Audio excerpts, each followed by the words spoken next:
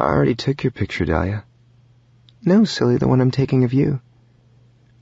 Oh no, I'm not wearing lipstick, I warn. That wasn't part of the deal. Walking back over to me with that tube in her hand, she says, "Oh, you're wearing it, just not on your lips." She starts firmly pressing her lips all over my shoulders, chest, and stomach. When she finishes, she pushes me over to the bed. "Lie down." "Who's the bossy one?" I laugh. She ignores me and grabs for her phone. If I'm lucky, it will be dead. Shit, I guess not. She starts snapping pictures of me. "I'm not posing," I tell her as I just lay on the bed with my hands behind my head. "Suit yourself." I love how easygoing she is. "Done," she says. Now, finally, we can do what I've wanted to do since I saw her in those boots. Well, actually what I want to do every time I look at her. And since it's Valentine's Day, I'm going to take it slow and make love to this beautiful, fun, sexy, and simply amazing girl. I stand up, shove my jeans and boxers off, step out of them as quickly as I can, and tell her, "Good, because I'm not." Chapter 25. Diamonds. River. 6 months later. I jerk him toward me and get right in his face, gripping a fistful of his preppy shirt. "She's mine. You don't deserve her. You never did." He stares at me unfazed before angrily shaking me off. "Is that how you see it? I see things a little differently. You filled a void I left behind, but that's all you'll ever be, a substitute for the real thing." Lunging at him, I punch him square in the jaw. He doesn't move to hit me back. In fact, he doesn't physically engage me at all, but the pain he causes is deeper than any physical impact could have ever been. Wiping his mouth with the back of his hand, his eyes narrow on mine. "Believe whatever the fuck you want, pretty boy. She was mine first, and she'll always be mine. Nothing you ever say or do can change that." Then he turns and walks into the night. Yelling, "She's not your anything!" I feel a tug at my arm. I open my eyes and pop up on my elbows. The room is pitch black. I can't see anything. She shifts in the bed, and the flick of the light switch has me instantly squinting. The light from the lamp shines on her golden hair as she strokes my cheek. "Are you okay?" I try to shake it off. It was just a dream. It wasn't real. I will never lose her. I swallow a few times before answering. "Yeah, I'm fine." When I lay back down, she rests her head against me. Settling onto the pillow, she kisses me just under my jaw. "Want to talk about it?" "No. I can't even remember what it was about." I lie. I've been having these dreams almost every night for the past week, ever since I bought her engagement ring. "You sure?" With a deep breath, I push back the dread that's making its way up my throat. I don't need to answer her. I'd rather show her I'm okay. I look over at her, and I think about how much I love that we don't care what side we fall asleep on as long as we're together. Running my slightly trembling hand down her back, I roll her on top of me. A small smile forms on her lips. "Are you sure you even had a bad dream? Or did you just want to have sex in the middle of the night?" She leans her head down to my mouth and runs her nose over my stubbled jawline. I inhale her citrus scent, feeling thankful she is here with me. I laugh and wish that were true as I brush strands of her hair out of her face. "I didn't think I had to fake a bad dream to have sex with you, but now that you mention it, I certainly like the idea, and I figure since we're both up, why not?" I roll my tongue along the exposed skin of her neck as my hand glides up the inside of her thigh. The moment I slip my fingers inside her, a small moan escapes her lips, and her body arches, preparing for what I hope to give her forever. I had to approach the subject cautiously. I knew she had to go back there to be okay with it again. Before I can ask her to move forward with me, she has to accept her past. And the fact that she refuses to return tells me she hasn't. My father used to say that scars are the road maps to one's soul, but her soul is beautiful, and I don't need a road map to find it. I reach it every day that we're together. What bothers me is what he said about scars that can't be seen, the emotional ones. We all have them, but hers are deep. I want to be the one to help her heal those wounds. This is why I want to take her back there, not only so she can see my band perform, although of course I want her to be there, but I know I can't help her with the scars his death left on her. I can't even talk about him with her. I know it's wrong, and I try, I really do. I just can't. I hate him and can't get past that. I can only hope that loving her enough and being there for her has already started the healing process. I was reluctant at first when Xander told me he arranged for the Wild Ones to perform at the Greek.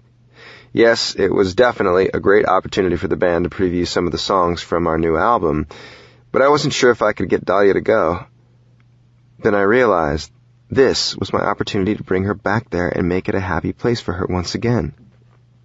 Also, truth be told, I want her there with me to kick off this tour, especially since I'm not really into it. Trying, but failing miserably to come up with the right way to persuade her, I decided to call Grace and ask her to meet me for lunch. I thought about calling Serena, since she and Dahlia talk almost every day, but decided Grace was the better choice because she knows Dahlia so well. Meeting his mother to ask for advice seems odd, but I know it's the right thing to do. Grace has been like a mother to her ever since she lost her own. I just had to forget about him and push away my feelings like I've done since I saw his picture at her house. On my way to the restaurant, I stopped by Dahlia's house to check on it. She still owns it. She's gotten a few offers, but none close to her asking price, so she's refused them all. I don't want to push her, but I know her refusals aren't based on money. I think she's just having a hard time letting go. I arrived at Cafe Riachi before Grace and asked for an outdoor table. I knew, just like Dahlia, that Grace loved being outside, so now I'm sitting in the late afternoon sun wishing I hadn't left my sunglasses in the car. I blink the bright sun out of my eyes as I type out a text to Dahlia. Just thought you should know how hot you looked this AM in those boots I love so much. BTW, not sure I'm crazy about you wearing them to meet with your first client. I love you. Her response is immediate. LOL, since my first client is a 50-year-old woman, I don't think you have anything to worry about. BTW, even if I were meeting Adam Levine, you'd have nothing to worry about. I love you more. Heart. Kissing smiley. I laughed to myself. I love her more than she could possibly ever know, but we have fun debating who loves whom more. Suddenly a shadow blocks the sun as I sit here grinning. Before I can respond to Dahlia's text, I look up and see Grace approaching me. She reaches the table and unbuttons her jacket as I stand and give her a kiss. I pull out her chair. She sets her purse on the table and immediately puts her napkin on her lap. We order lunch, and the waiter brings our drinks. I decide to first tell her about my upcoming proposal. Her reaction is pure happiness, as if Dahlia is truly her own daughter. She even sheds a few joyful tears as she congratulates me and gives me her blessing. Once our food arrives, we talk about my upcoming tour and the impact it will have on Dahlia's new photography business. I explained to her that Dahlia didn't take on a heavy load of clients who needed album covers completed during the tour. For the ones she did offer to style and photograph, she plans to fly back to LA to complete the jobs. I push my plate aside and rest my hands on the table. Grace, I say as she looks up at me, I'm hoping you can give me some advice. Of course. You know you can ask me anything. Well, it's about Dahlia's parents. Her dad, really. My band is going to be performing at the Greek in a few weeks, and I really want her there. Not just to see us perform, but because I want it to be a happy place for her again. And maybe if she does, she'll let some of her demons go. She finishes her salad and sets her fork down, wiping the corner of her mouth. River, that is so special. I think you simply need to tell her how you feel, how much you want her there with you. She'll go, knowing how important it is to you. I know she will. She loves you so much. The waiter clears the table, and Grace orders a cup of tea. I think it's just the anticipation of going back there that frightens her. She's been afraid to be surrounded by memories of all those special times with her father. But knowing how much she loves you and how you make her feel so safe, I believe she's ready to confront her past. And yes, I do think it will help her put some of her ghosts to rest. The drive to the Greek was quiet. I held her hand as she fidgeted the whole way there. I knew she was nervous, and so was I. Not because I was performing, but for her. After meeting with Grace, I'd waited a few days, and then, just as she had suggested, I asked Dahlia straight out to go with me. She was hesitant at first, but didn't say no. I explained to her that Xander had arranged the gig to help straighten out some contract issues involving the band's upcoming tour, and that I really needed and wanted her to be there with me. That was true, but not the entire reason. After thinking about it for only a moment, she reluctantly agreed. I even arranged for Ari, Grace, Serena, and Trent to sit with her. Once we arrived, her doubts passed immediately. This was evident on her face and in the color of her eyes. It was like watching a child at an amusement park. As we walked through the gates, I knew her happy memories were pushing the sad ones aside. Now lying together on our bed, I smile about beginning to take that step together. I look at her and run my fingers over her bare stomach while we kiss. She smiles and pulls me closer. As we lay in each other's arms, she thanks me again for taking her back to the Greek. She laughs as she reminisces about all the concerts she saw there with her dad. When she's finished, I lean in to kiss her as my hand gently rubs circles down her back. Thank you for agreeing to go back there. I know it wasn't easy for you, but I thought you needed to go, and it was important to me that you be there for our kickoff show. As I gently press kisses along her mouth, she moans against my lips. I know, and I'm so glad I went. You were amazing, and the Greek was just as amazing as I remember it. The whole night has been truly amazing. I pull back to look at her lovingly. Dahlia, you're the amazing one, and I'd do anything for you. I want you to be happy always. She doesn't say anything else. She just crashes her lips to mine as her fingers knot into my hair. I respond instantly. My hands wander up her naked body, touching each rib, sliding along the curve of each breast until they meet her hands in my hair, where I clutch them and pull them down to our sides, holding her tightly just for a moment. Letting go of her hands, I softly trail my fingers back up her body, playfully teasing her along the way, but stop at her heart to trace it. I can feel the goosebumps form on her skin as I lower my head down to kiss the line I just etched. I love you. I kiss my way back up to her lips and gently cup her chin. I look into her eyes and tell her exactly how I feel. Dahlia, I will love you forever. Then I kiss her and say, in this lifetime and in the next. She clutches my face and I see love and desire in her slightly hooded eyes. River, I love you so much. I smile at her. You are everything I have ever dreamed about. You are my dreams.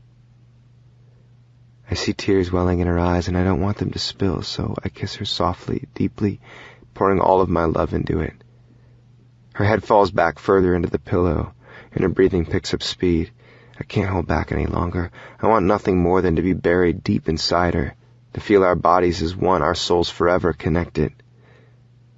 The feel of her lips as she drags them down my jaw, along my neck to my chest, makes me shiver with need. Tracing circles along the inside of her thighs, I slip one finger inside of her, test her wetness, and I know she's so ready for me. I tease her a bit as I gently circle around in and out till she can't take it any longer. River, she cries out as she arches her back, her breathing quick and shallow, her eyes shut. Please, I want to feel you inside me, make love to me. As I easily slip inside her, her arms lace around my neck, and her legs wrap around my body to pull me closer. And I know this is the woman I always want to be with. A few weeks after the concert at the Greek, I decided it was time to ask her to be my wife. I wanted her to be mine more than anything I had ever desired. My plan to pop the question was simple. Take her to one of her favorite places and ask her. Getting her there was just as simple. All I had to do was suggest we go for a sunset run. She always wants to go running. But arranging it all to go as planned was not so simple. There were so many variables, so I decided to stick to the basics. We pull into the parking lot in the late afternoon, and it's one of the hottest days of the summer. Walking up to the hiker's entrance, she steps forward, leaving just a few inches between us. You sure you want to do this? Because I know just as well as you do that this little climb isn't going to be easy in the scorching sun, and I'm not afraid to admit it. She steps back, and I can see her eyes are deep brown as she smiles at me. She lunges forward to stretch, touching her fingers to her toes as her sweatpants ride down her hips a little. Damn, she's good. She knows I'm powerless against her when she struts her body around like that. Drives me crazy. But what she doesn't know is the reason why I'm making this 4-mile uphill hike in the blistering sun. So I play her game and act indecisive so she thinks I really don't want to do this. Damn, I'm good. I even paid off the guard to stop anyone from following behind us. This way, when we reach the top of the hill, we will be all alone. Just the way I need it to be. I fold my arms over my chest and watch her. She walks down the path and turns her head over her shoulder. You coming? I run up behind her and pick her up. She squirms to try to free herself, and she could if she really wanted to because her backpack prevents me from holding on tight. I set her down and laugh. You know I never turn down a challenge. She is still laughing when she turns to look at me, and her beauty takes my breath away. She's just so natural and carefree. I have no doubts this is the girl for me, forever. With her I've had the best days of my life, and I know there are only better ones to come. As we approach the top, we're walking single file up the dirt trail. My eyes follow her every move as she leans forward, stepping up onto the plateau. She takes her camera out of her backpack. I just want to snap a few photos before the sun loses its glow. Before handing it to me, she slips her Pac-Man bracelet off and zips it safely away. Do you mind holding this while I climb up the H? You sure that's safe? I ask, because I've never heard of anyone actually climbing up the letters. She sees the worry on my face. Hey, sure it is. She points to the letter and says, It's not that high. Beautiful. First of all, it is that high, but I'm not thinking of up, I say as I gesture below us into the valley. I'm thinking of down. Taking a sip of water, she nods and kisses me. I'll be right back. She hands me her water bottle. Hey! I yell as she climbs the fence to get closer to the letters, leaving me holding all of her shit. What do I look like, a pack mule? She looks over and winks at me. Never thought of you that way. A jackass maybe on occasion, but not a mule. I take a gulp from her water bottle, set everything on the ground, and follow her. Does she really think I'm going to let her climb up there alone? Standing below the H, the letters are enormous. Dahlia, I'm not sure you can do this. There's nothing for you to grip onto. You'd have to pull all of your body weight up the pole. Are you saying I can't? I'm saying you more than likely won't be able to. Care to make a bet? All I could do was laugh. Baby girl, I'm not even going to bet you on that because it would just be plain wrong. With the camera hanging from her neck, she pouts her lips and folds her arms in front of her, surveying the letter. Dahlia, just give me your camera. I'll take the picture. She stands there, still pouting. Removing the camera from her neck, she hands it to me. I take it and whisper in her ear, Watch out. You know what your bitchy mood does to me. That look was so hot. True to form, she rolls her eyes and then takes a seat on the ground. Somehow I manage to pull myself up to the first rafter and balance against the crossbeams to take the picture my girl really wants. As I descend, I give her the camera and she hands me the water. I finish the bottle and toss it next to our stuff. She comes to stand between my legs and presses up against me, chest on chest, cupping my cheek with one hand and slipping her other hand into the waistband of my track pants. Thank you. My pulse jumps and my whole body responds, but I have a question to ask her, a plan that I have to stick to right now. My voice becomes husky. Unless you want to be naked very soon, I think it's best if you don't touch me like that up here. Pulling up my t-shirt, I wipe the sweat from my face as her hands instantly find my bare abs. I do my best to ignore the overwhelming need I have for her by chanting, Stick to the task at hand, stick to the task at hand, to myself. I walk over to the backpack and unzip one of the compartments and discreetly tuck the box in the waistband of my pants, careful for her not to see. What are you looking for? She asks. My phone. I wanted to see what time it was. I tell her as I quickly pull out my phone. I know she's watching me from behind, so I twist my head. Her smile, her eyes, her amazing beauty stops me in my tracks. I don't even wink or make a comment. I just know by the way she's looking at me right now that this is the right time. Walking back over to her, I lean in, clutch her face with both hands, and start to kiss her. I trace the seam of her lips with my tongue, and she opens her mouth. Pressing my lips harder against hers, our tongues meet, and I feel our souls connect in the exact same way she described it to me on her birthday. The moment couldn't be any more perfect. The sun is starting to set over the horizon. The city we live in together is below us, and the sign she loves so much surrounds us. Dropping down on one knee, I look up at her beautiful face. I can already see tears starting to form in her eyes as I begin to speak. I never imagined I could feel so connected to someone as much as I feel connected to you. I knew I loved you from the moment I saw you. How could I not? Loving you is as easy as breathing. I open the box where the custom-made diamond-encrusted pearl ring sits.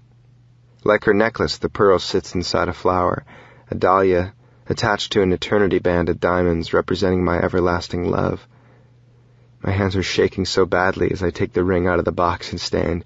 I want to look directly into her beautiful eyes when I ask her the most important question I will ever ask anyone in my life.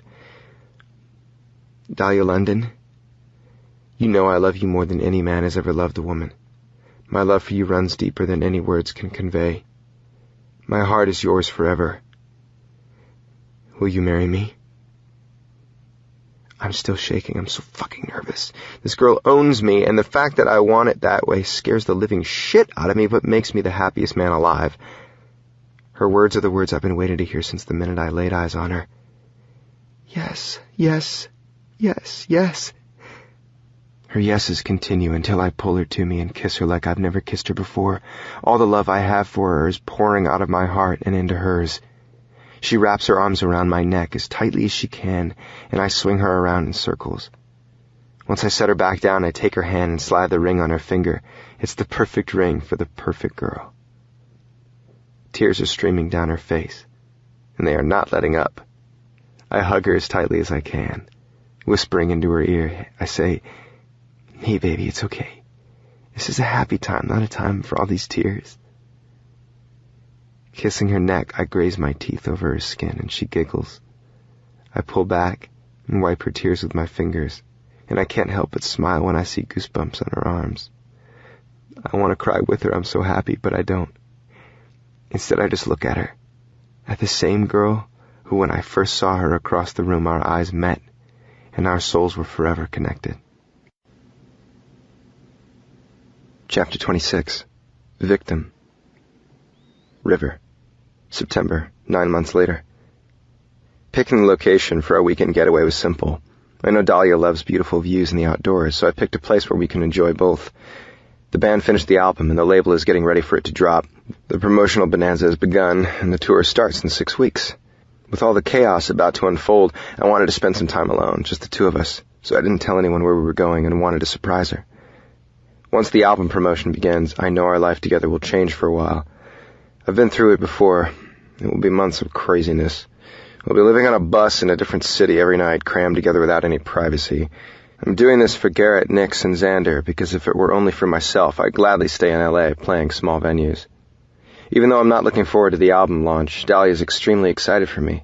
She's agreed to start the tour off with me, but has to return to LA to complete some jobs that have to be shot before the end of the year.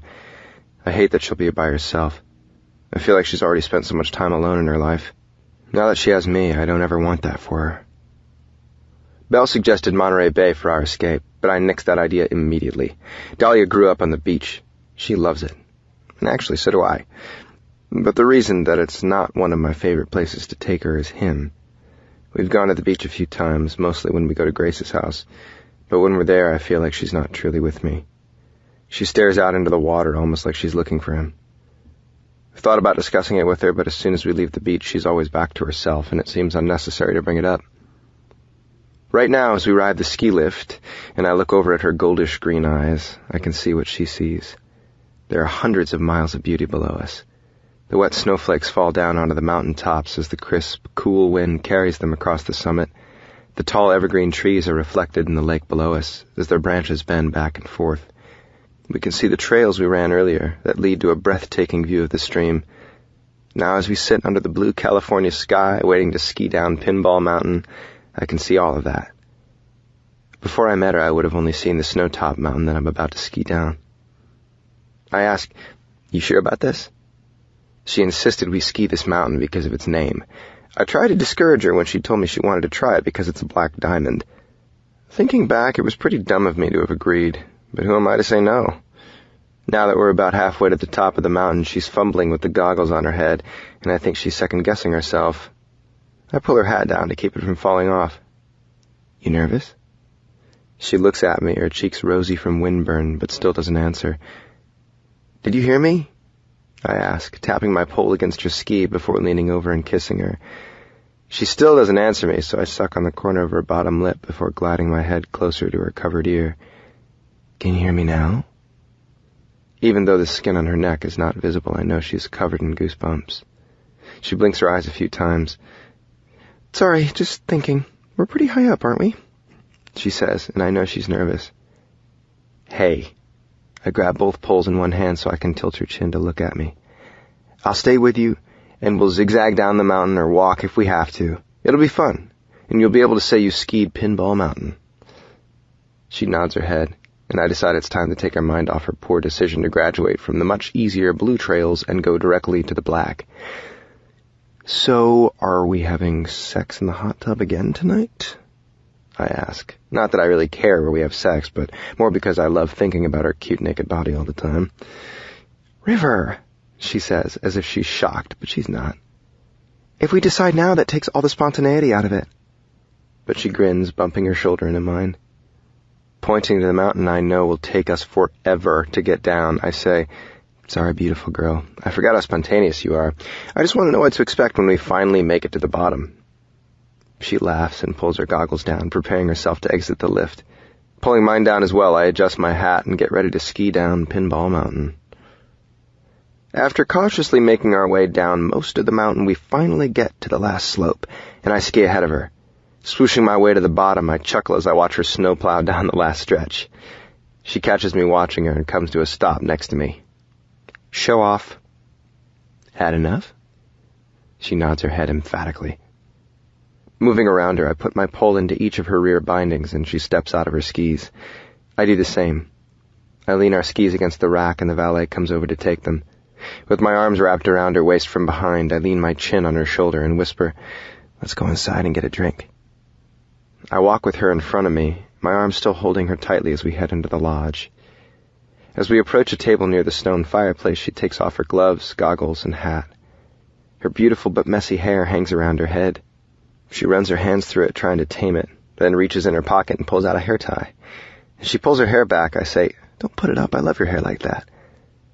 Messy and windblown? I just love it down, you know that. She smiles and shrugs her shoulders. Whatever. You're the one who has to look at it. As she takes off her coat, I can't help but think how fucking hot she looks, and she doesn't even know it. She has these tight little black pants on with a snug white turtleneck. I laugh to myself when I see she's wearing black and white striped socks. In the past 9 months, I've never seen her wear anything that wasn't a shade of white, gray, or black. She looks hot in everything, so she obviously knows what to wear. How about we try a hot toddy? She says, as we sit down in the chairs near the fireplace. I'm not drinking anything with the name toddy in it. It scares me. I'll stick with hot chocolate, I say, just as the valet brings us our boots. I bend to put my boots on and notice she's watching me. What is it? Thank you. For what? Not wanting a hot toddy? No, silly, for helping me down Pinball Mountain. Well, you know that did take an exceptionally long time. Yes, she says in her standard response tone when she knows I'm fishing for something. Sitting up, I roll my shoulders, one then the other. I'm feeling pretty sore from catching you so many times. She drags her eyes slowly across my shoulders as she bites her lip. Well then, I think you might be in need of a massage. Wiggling her fingers, she adds, and as luck would have it, you're in the company of one of the best masseuses around. Shooting her a devilish grin, I say, a massage? Or anything of my choice? She laughs and shrugs her shoulders. Anything of your choice, like what? You'll see. She shakes her head at me, and I can't help but smile. Watching her now, so natural, so beautiful, I know why it only took that one meeting so long ago to know she owned me. It's like I was hers from the very first time I looked into her beautiful eyes. We decide to head to our room after we finish our hot chocolate. Once we're in the elevator, I grab her and kiss her. Her response is immediate. We have a full-blown make-out session. We can hardly keep our hands off each other long enough to open the door, and we stumble into our hotel room practically wrapped around each other. Crushing my mouth into hers, I kick the door shut behind me. As I trace my tongue over the seam of her soft lips, I can taste the hot chocolate she just drank downstairs. You taste like chocolate, I whisper in her ear, my hands now resting on her cute ass. You like that? She answers back in a sexy whisper. I moan again. We could order some more from room service, or better yet, chocolate cake. Whatever you want, as long as I get to taste it on you, I'm in.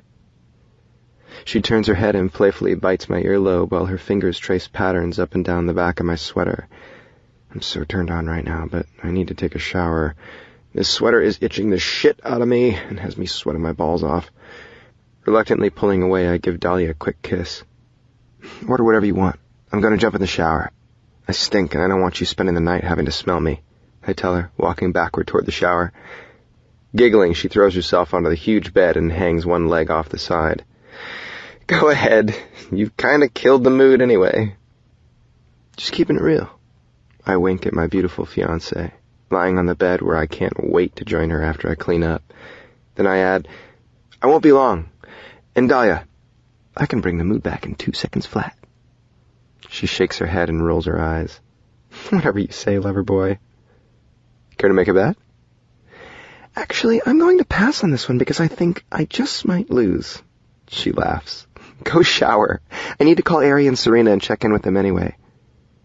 She sits up and grabs her phone as I turn around. Twisting my head back, I see my girl, once again checking me out from behind. I catch her doing this all the time, and I love it. She used to getting caught, so she just shrugs her shoulders and blows me a kiss. I wink at her as she's dialing, and then I hear, Hey, Ari, it's me. I hear her laughing and giggling with Ari, and it makes me smile. I love that sound. I could listen to it all day. It's like one of my favorite songs. The glass walls are starting to fog up as I step inside the steamy shower. The hot water feels great on my muscles after skiing and bending down to pick Dahlia up off the ground all day. The itching from my sweater slowly lets up as I soap up my back. Thinking of Dahlia's face as we stood at the top of that black diamond trail on Pinball Mountain, I can't help but laugh out loud. She looked slightly petrified, but she was determined to make her way down that mountain on her own. And she did. Well, most of it, anyway. Closing my eyes as I rinse the shampoo from my hair, I sense her near me. When I open my eyes, I smirk because she's standing against the sink, arms crossed, just watching me. Hey, beautiful girl, what you doing? I want her to be standing next to me, not way over there. Attempting to lift her tight sweater off, she asks, Mind if I join you?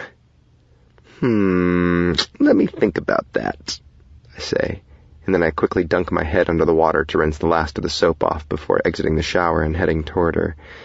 She has her sweater halfway off when I grab her and pick her up, clothes and all, and haul her ass back inside the shower with me. Do you really think you have to ask me a question like that?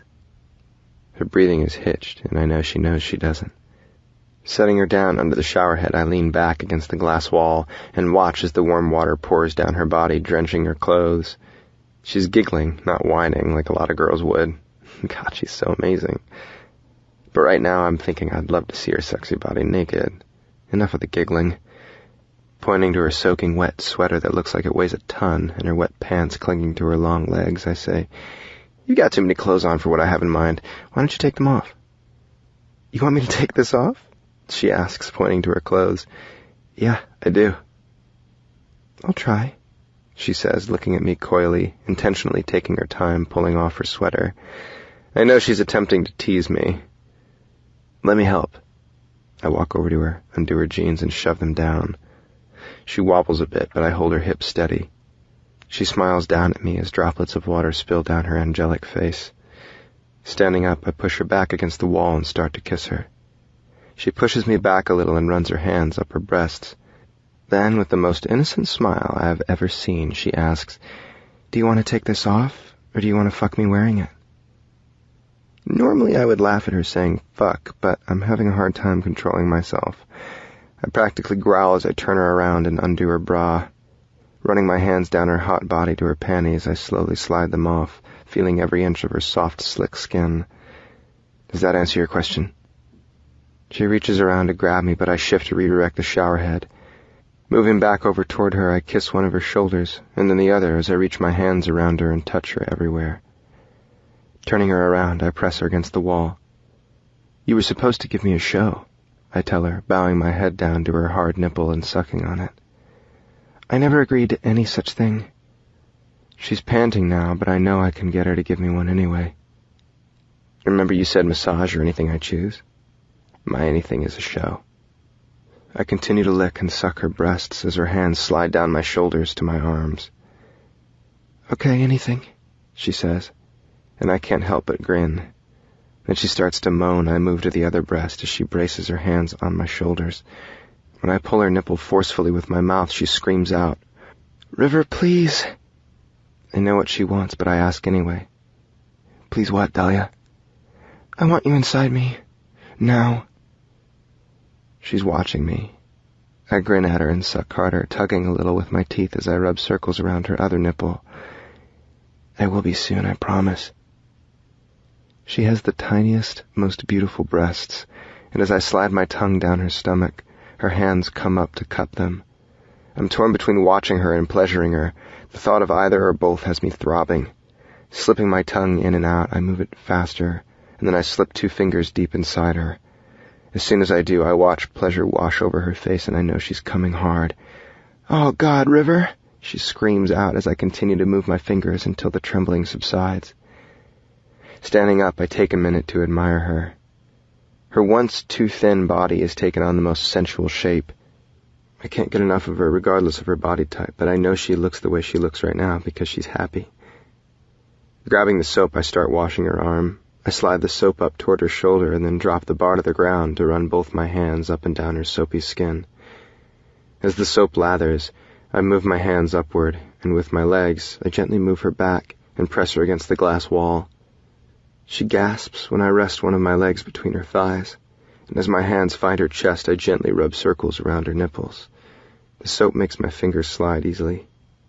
The water sprays down, and I move the shower head so just a slight trickle is hitting us. I decide to lather her leg. I do the same thing that I did with her arm, but this time, once I meet the top of her thigh, I press a little harder and rub smaller circles around her. She moans softly, and as I look up, her eyes flutter shut. I brush my thumb over her, and she squirms in a way that tells me she's enjoying it. Please, River, she whispers, her eyes still closed. I plunge my fingers deeper, then pull them back. I grin as she tries to follow my hand with her hips. Please, River, please. I know she wants me, and her asking for it really turns me on, but I'm not giving in that easily, even if I want to. What, Dahlia? Please, what? I tease her. She moans a little louder as I continue to plunge my fingers inside her, sometimes slowly, sometimes quickly, and she begs, Please fuck me now. Kissing her jaw, I can't help but chuckle at her use of the word fuck. I remember when we first met how cute I thought it was when she would swear, something I always tried not to do in front of her.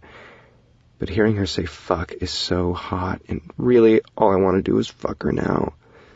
Sliding my tongue up to her ear, I whisper, I swear I will. I swear I won't stop until your legs are shaking, and every hotel guest on this floor knows my name. I feel a smile form on her mouth. She's breathing very heavily as she bites my earlobe. I press her back further into the wall and replace my fingers with my cock. She instantly responds, trying to wrap her legs around me to push me further inside her, but I resist and just barely slide in and out of her. I'm torturing myself, but I'm enjoying watching her more. She's trying to grip the wall, but there's nothing to hold on to. I stand still for a few moments, drawing out her anticipation, trying to get myself under control as she continues to try to push her body closer to mine. I enter her with my tip only, over and over. As she moans, she continues to call out my name. When I see her body start to tremble, and she's screaming my name, River, please, I have no willpower left. In one swift motion, I grab her and lift her up, pushing her body up against the wall. She responds instantly, wrapping her legs around me as I plunge inside her hard and fast. I have to remember to breathe. She feels so good. I continue to watch her as her eyes start to roll, and I know she's so close. I want to take it slow and make her come over and over, but I need her too much. I start moving faster, thrusting into her over and over again, each time harder and faster. When I see the look of pleasure spread across her face, I know she's there again. She screams my name one final time as I hold her hips in place and yell out her name. Leaning in, I kiss her hard as our bodies quiver together. Citizen's Amazing Grace startles me awake. It's playing from Dahlia's cell phone, and I know it's her ringtone for Grace. Reaching for her, I realize she's not in bed. "Dahlia, your phone!" I yell, yawning and covering my head with the pillow. She doesn't answer. I call out to her again, but the room is too quiet. I realize she's not here. As I try to find and silence the fucking phone, I see a note on her pillow. "I know how tired you are from skiing, so I thought I'd let you sleep in. Just running the shorter trail, then I'll bring coffee back. I love you more." Blinking the sleep out of my eyes, I remember she woke me up earlier and wanted to run the lake trails to see the sunrise. I told her to give me a minute, but shit, I must have fallen back asleep. Lifting my head off the pillow, I see her phone. I grab it from the bedside table where it is plugged in. The battery must have died again, so she left it to charge. The song keeps playing, and the message light is blinking 10 missed calls. Time reads 6:14 a.m. I decide to answer it. "Hello?" I mumble into the phone as I balance it on my shoulder and sit up. I'm surprised to hear Serena's voice instead of Grace's. "River?" she asks, and then she's oddly silent. I flop my head back on the pillow and stretch out. "Serena? What's—" I start to say when she interrupts. "I need to talk to Dahlia." Her voice is a little off, and she sounds sad or nervous, I'm not sure which. Taking the phone in my hand, I sit back up immediately. "Serena, she's not here. She went running. Is everything okay? Is it Grace?" I have to ask, but pray it's not. "River, you need to find her. We need to talk to her now." Her tone is urgent, and I have to know what's happening. "Serena, what's going on? What's the matter?" Her voice is muffled for a few seconds, and I can't really hear what she's saying when Grace gets on the phone. "River, we've called the police," she tells me, her voice quivering as she speaks. "Grace, I'm lost. What do you need the police for?" "Didn't she tell you?" My heart is racing, and I really just want her to tell me what the fuck she's talking about. "What are you talking about? What's going on?" "I left Dahlia 3 messages last night. They let him out on a technicality." "Grace, who did they let out?" "The man who shot Ben. He's out," she's saying, and I'm trying to process what's going on. I look at Dahlia's phone and hit the home button. I see 3 messages from Grace that haven't been listened to and 15 missed calls from Grace and Serena. "Grace, she hasn't listened to your messages yet." She's crying, and I think she is unable to speak, but she manages to say, "Hold on." Caleb gets on the phone. "Hey man, where is she? I'm not sure what's up, but we need to keep an eye on her." I'm trying not to get annoyed at this prick and his use of we. "She went running. What the fuck is going on?" I can hear him inhale a deep breath. "Look, man, I think the guy that shot Ben is looking for something. I drove by Dahlia's house last night just to check on it, and someone broke in again. I drove over to your house looking for her, but they wouldn't let me in the gate, and neither of you answered their calls. I called your sister, and she gave me your number. I called you all fucking night." I bolt out of bed and look frantically around for my pants. Running to the bathroom, I find them on the floor. I pull them on and find my phone still in the pocket. My hands are trembling. "I'll call you back when I find her," I tell him and hang up. Calling hotel security, I quickly explain the situation. Whether it's necessary or not to send someone to find her, I have no fucking idea, but I want her found now. Just as I throw on my shirt and sneakers and head for the door, the hotel phone rings.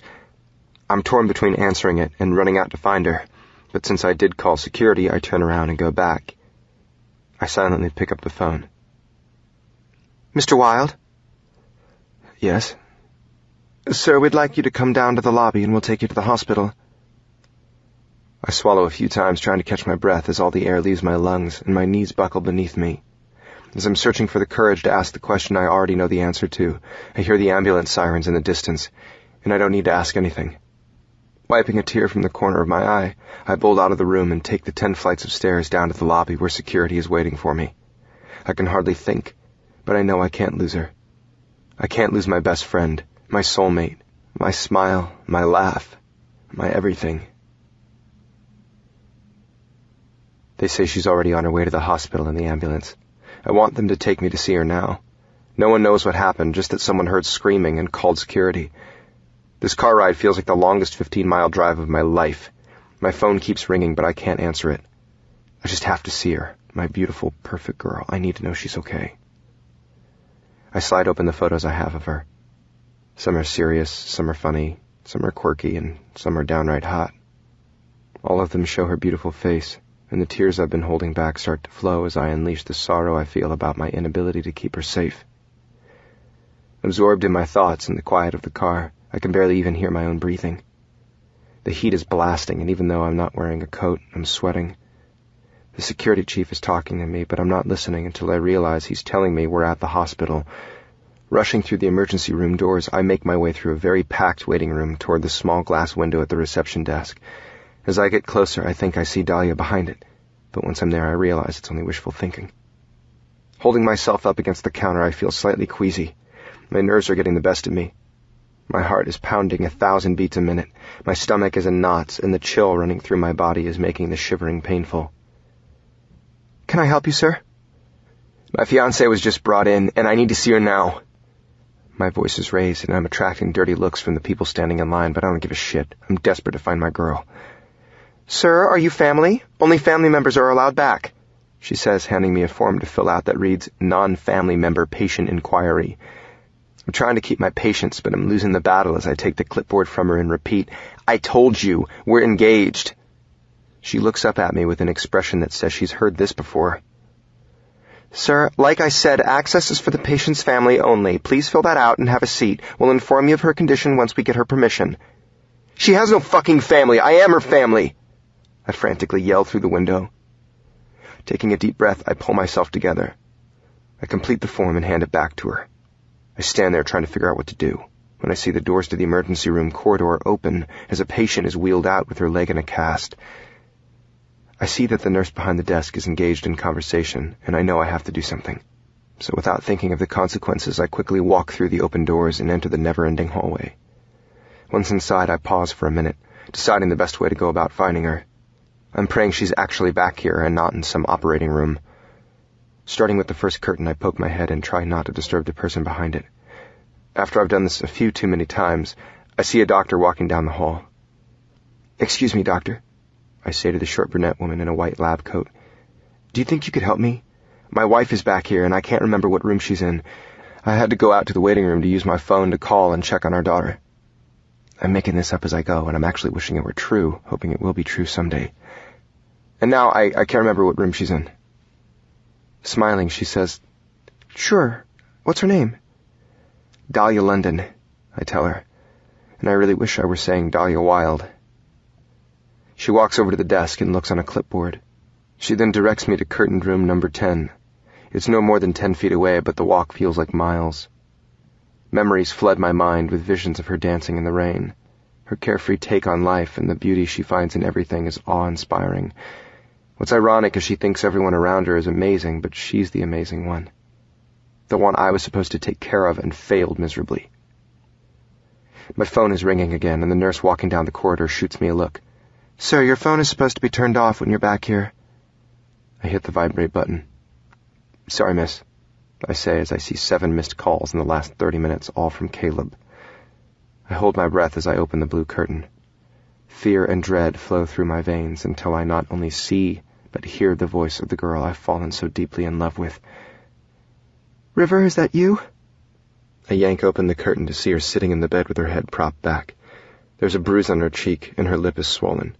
She has a bandage wrapped around her wrist where she wears the bracelet from him. But thank God she's sitting up and talking to me. Swallowing hard, I can't suppress my tears, and they instantly start flowing down my face. I jet over to her side and gently wrap my arms around her, careful of the wires connected to her body through the hospital gown. She pulls me to her even tighter. I whisper because I'm barely able to speak. Are you okay? Crying, she nods her head. Yes. I gently cup her face in my hands and stare at her. I press my lips to hers, careful not to actually apply any pressure. As relief washes over me that she's all right, I put my head in the crook of her neck and stay there, unable to move. She's become so much a part of me in such a short period of time. I can't imagine my life without her. She holds on to me, and her crying continues as I attempt to soothe her. Each of her tears tugs at my heart. At this moment, I not only feel the strong physical connection she needs from me right now, but also the deep emotional connection that binds us together. I want to ask her what happened. Who did this? Did he touch you? How did he touch you? I'm gonna fucking kill this man, but right now what she needs from me most is just me. So I save my questions for later and just hold her tight, thanking God she's alive and okay. Her cries turn into my cries as I kiss her on the forehead. Everything's okay now, baby. And I promise I'll never let anyone hurt you ever again. Chapter 27. Connected. River. 3 days after the attack. With her concert t-shirt blanket wrapped around her, she's wedged in between my legs on a lounge chair as we gaze out on the sunrise and the Hollywood sign before us. Her head rests on my chest, our fingers laced together, and my arms are wrapped around her, holding her tight as they've been since the attack. She was released from the hospital yesterday. Caleb and Xander drove up to Tahoe the day of the incident and stayed until it was time to leave. Caleb asked her more questions than the police, but the story was always the same. She offered very few details and only had a vague recollection of what the guy said. She didn't see him. He grabbed her from behind and threw her down, shoving her face first into the ground. The only thing he said to her was to give it up and she wouldn't get hurt. Those words still send shivers down my spine. He pounded her head into the stony trail a few times as she tried to scream around his hand. When someone started yelling from a distance, the guy fled. Xander insisted on driving us back home from the resort, and Caleb took my car. Dahlia is physically all right, but she's shaken. Caleb's really stepped up, and I've decided to set aside my dislike for him and let him help. He's installing a state-of-the-art security system and has a rotating crew of bodyguards on call. We decided to wait a few days to tell her about his shooter's release. We hope that because of this attack he will be picked up again and she won't have to worry. I felt bad deleting her messages, but I had to, for her. Not being able to see her when she was in the emergency room weighs heavy on my mind, and I wonder why we decided to wait until after the tour to pick a date to get married. So as we lie together, I ask her, "Why are we waiting to get married?" I kiss her hair and continue. "It seems like all I was really doing was waiting for you my whole life anyway, and I don't want to wait anymore." She shifts her body so she's lying on her side and looks up at me. Laughing a little, she responds, "I'm not really sure, but when you put it that way, I don't want to wait either." "How would you feel if we charter a plane to Las Vegas and get married today? I can have it arranged in a matter of hours. We can fly up there, get married, and be back here by sunset." "You don't mind if your family's not there?" Sitting up straighter, I pull her to me and straddle her legs. Gently tucking her hair behind her ear, I gaze into her beautiful eyes. "I won't be satisfied until I wake up next to my wife every morning. Dahlia, all I want is you and me forever. We can celebrate later once you're feeling better. We can even have another ceremony here, but what happened in the hospital I never want to happen again. So will you marry me today?" Tears drip down her face, but this time they're not tears of sadness. She leans in and kisses me.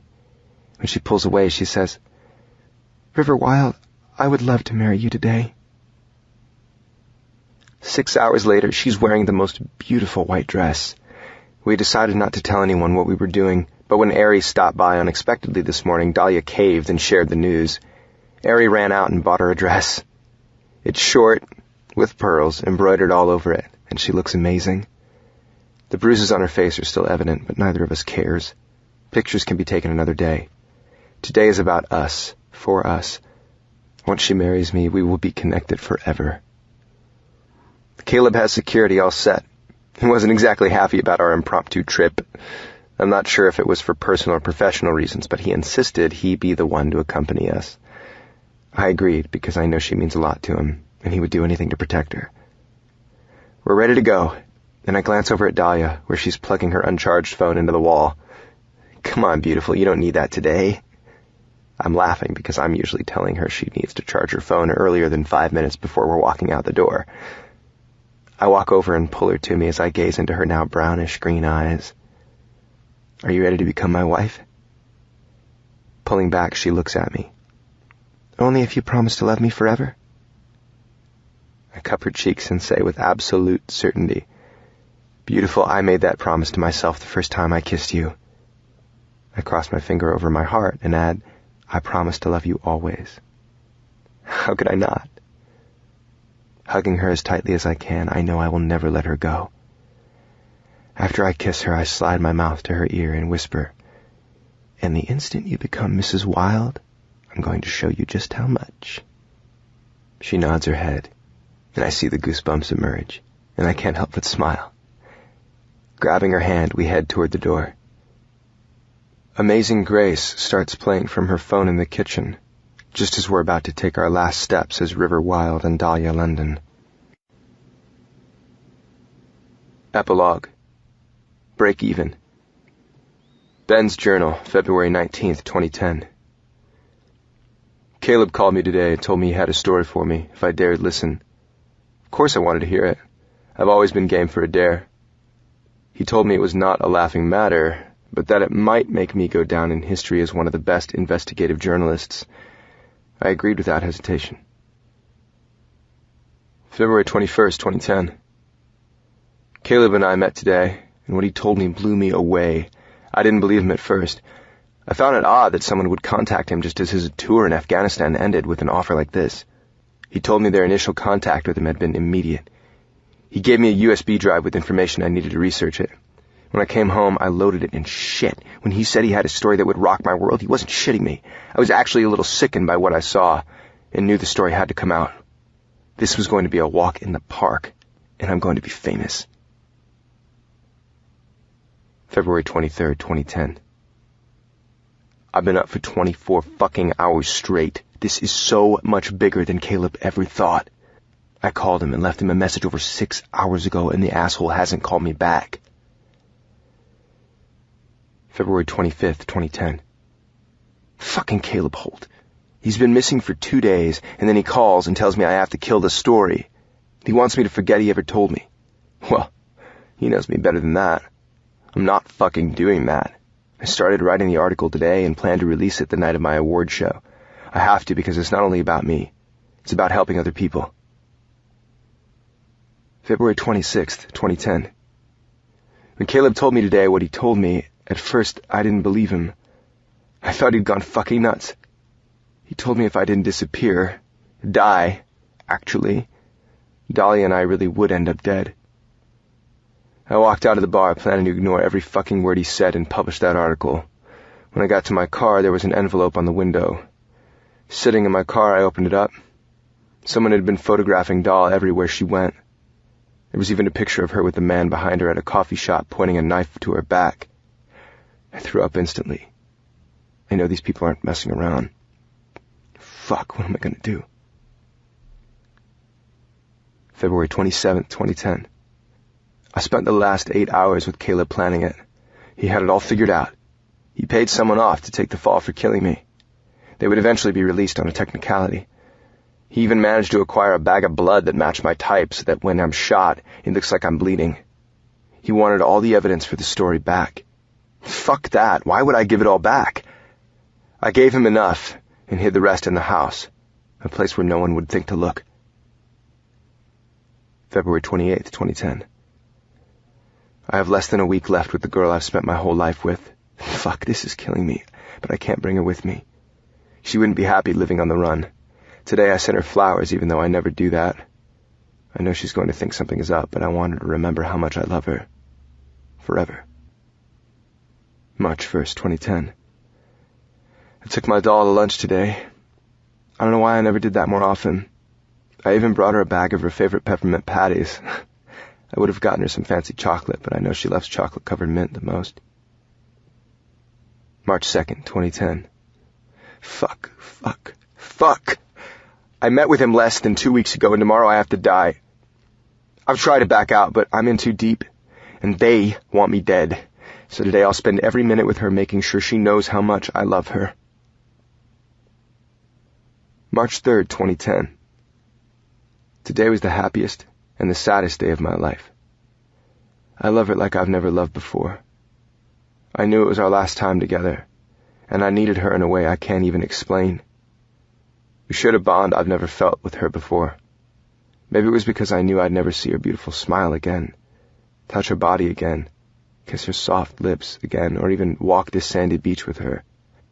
She had no idea what was going to happen or why I was so emotional, and that just tore me apart. I gave her a bracelet to symbolize my love for her, and I hope she never takes it off. Saying goodbye was tough, but I had to do it to protect her, to save her. Leaving her alone in the fucking car wrecked me. She pleaded for me not to be the hero. I was no fucking hero. I was doing what I had to do to save her. When I looked at her one final time, I wished I were really going to die. I left her lying on the floor of the car. She believed I was getting out to save her from a crazed lunatic. I guess in a way I was.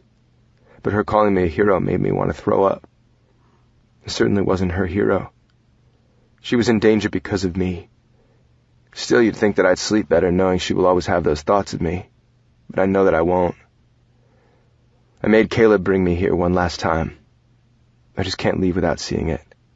This is our favorite place. I may never be able to come back, so I want to say goodbye. Goodbye to the beach. Goodbye to my mother, sister, and nephew. And goodbye to her. I have visited this place many times, but today it's different. I'm alone. There are no comforting arms around me. My body trembles, not from the cold, but from the realization that fate hasn't worked in my favor. A single tear slowly drips down my face as I look into the night and scream, "Why couldn't we just stay together?" As the wind moans in the distance, thunder crashes and lightning strikes. I stand here hoping the impending storm will carry me away and erase the shadow that looms over me. A slow, soothing rain falls from the blackened sky, but it provides no relief for my ravaged soul.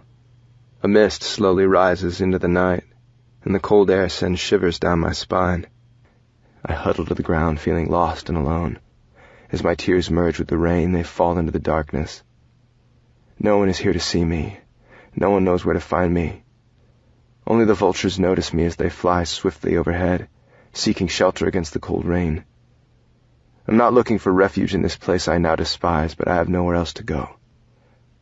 I have no hope. I have no future. March 4th, 2010. I was killed in a random carjacking gone badly. I'm in New York City now. Caleb dropped me off at some apartment he rented under my new name and got me a job as a college professor. Shit, I fucking hate him. If it wasn't for him, I'd be alive today. I left everything behind except this one journal. I have nothing, and I'll never see my doll again. November 17th, 2011. Caleb showed up at my apartment after one of my classes. He told me something was going down. He didn't know what, and he was worried. He informed me that the house Dahlia and I shared together was ransacked, like they were looking for something. He asked me if I had given him everything. I lost my shit and just started pounding him uncontrollably, and he let me. He never even tried to hit me back. I only stopped when I saw that the blood running down his nose had soaked into his shirt and down onto the carpet. He grabbed the towel and held it to his nose, but continued talking as if nothing happened. I didn't let him finish. I couldn't bear the images of my doll Hurt lying on our floor that flashed through my head. I think he sensed what I was thinking about, and he told me Dahlia wasn't around that weekend. All I could think was thank fuck. But then I asked Caleb where she was. At first he shrugged his shoulders and turned away from me to sit on the couch, but I pressed him until he finally told me. He said Dahlia had come back to the house with some guy. I pressed further. I wanted to know what guy. Who was he? Was he using her to find the information I'd hidden so well? My 50 questions continued, and I never paused to let Caleb answer. I didn't know if I wanted to know the answers. All I knew was I had to get back there to see her, to be with her, but Caleb insisted I stay dead for her safety and for mine. He said they wouldn't hurt her since she didn't have anything to do with it, and I was dead. I went to sit on the couch next to him. I told him he owed it to me to tell me what he knew. So he did. He said he was pretty sure Dahlia was fucking the guy he had seen her with. He told me he was really sorry. Caleb went on to explain that he had followed them to some swanky LA neighborhood in the hills. As far as he could tell, she was staying there. Dahlia in the hills. What the fuck? I was fucking furious at him, at me, at her. She's already shacked up with someone? I really wanted to kill the guy, and I wanted to beat the shit out of Caleb. The thought of my doll fucking someone else drove me to the verge of insanity. I know she'd move on eventually, but to know that it's happened, is something else entirely. I walked over to the CD player on a table in the corner of the room and just stared at it. The song playing was Go to Hell by Go Radio. Fucking appropriate, huh? I couldn't help myself. I pounded my fist on the player so hard it smashed into 1,000 pieces on the floor and I broke my fucking hand. Caleb took me to the ER where they put a cast on it. God, could they just put a cast on my broken heart? I sat there in the ER thinking back to Dahlia and wondering why I hadn't just insisted she marry me when I first asked her. Not that it would have mattered that much. Shit, either way I would never see her again. Caleb left the next day. He assured me he'd watch out for her and said he wouldn't contact me again. September 21st, 2012. Sitting here now at the large wooden conference table with a room full of suits with some government agency I still don't even know the name of, I can hear every tick of the clock hanging on the fucking wall. All I can think about is that, after almost 3 years, I'm finally going to see her again. Touch her again, love her again. I gave up everything to keep my doll alive. And now, I'm going to be able to finally get it all back. Caleb told me she's with some douchebag. Supposedly it's pretty serious. But I know the minute she sees me here in the flesh, it'll be over. We just have too much history for it not to be. Damn. Why did I have to be so fucking good at my job? Losing it all in the blink of an eye wasn't worth it. Back then, I was hungry, and nothing else mattered. Well, that's not true. I cared about what was happening and wanted to stop it. I really did care. I hadn't heard from Caleb in almost 9 months until he called me a few days ago. I knew something was up, but had no idea what. He asked me again if I had kept information, and once again I lied and assured him I hadn't. I tried to ask how my doll was, but he just hung up. So when they called me yesterday and told me they were bringing me back in, I knew something must have happened. All they told me was that it wasn't over, but they wanted me back here. I was accompanied by one of the suits on the next flight from New York to L.A. The only thing the suit told me was that my house had been broken into again. I wondered if this time they found the information, but how could they? I asked if she was okay, but he didn't answer. And now I sit here. Where the fuck is Caleb? I asked them but got no answer. The only answer I have received in the last 24 hours is, yes, we have notified your family. But I'm hanging patiently here because I can't believe it's actually going to happen when I never thought it would.